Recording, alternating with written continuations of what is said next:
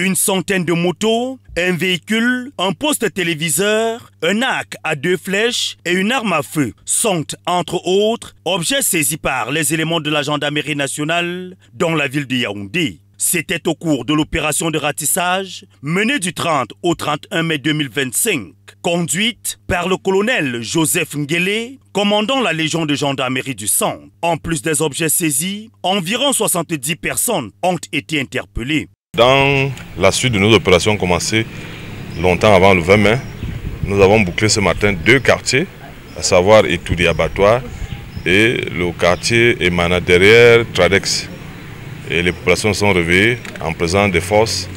Certaines ont ouvert leurs portes gracieusement pour que les militaires, les gendarmes fassent leur travail. Pour la date du 30 au 31, nous avions reçu la mission de la hiérarchie de boucler le quartier Emana, plus particulièrement le quartier Messassik, la zone dite zone anglophone.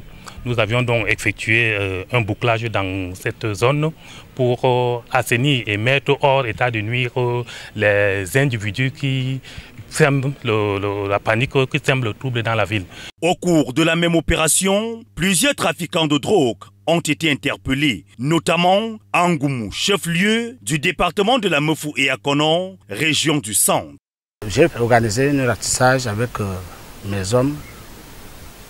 Au cours de ce ratissage, j'ai eu des informations qui faisaient partie d'un certain Wanajan, habitant Kamba.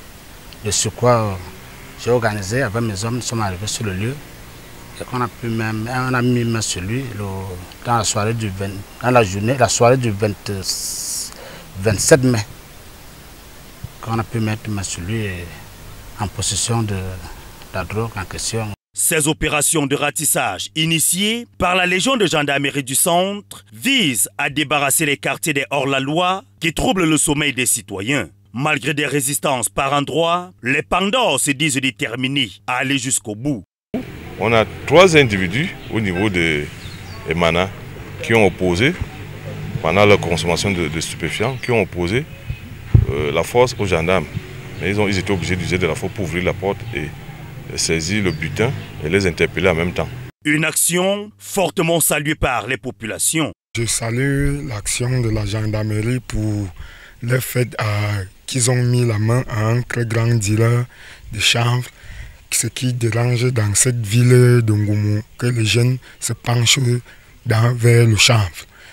Il habite le quartier Kamba.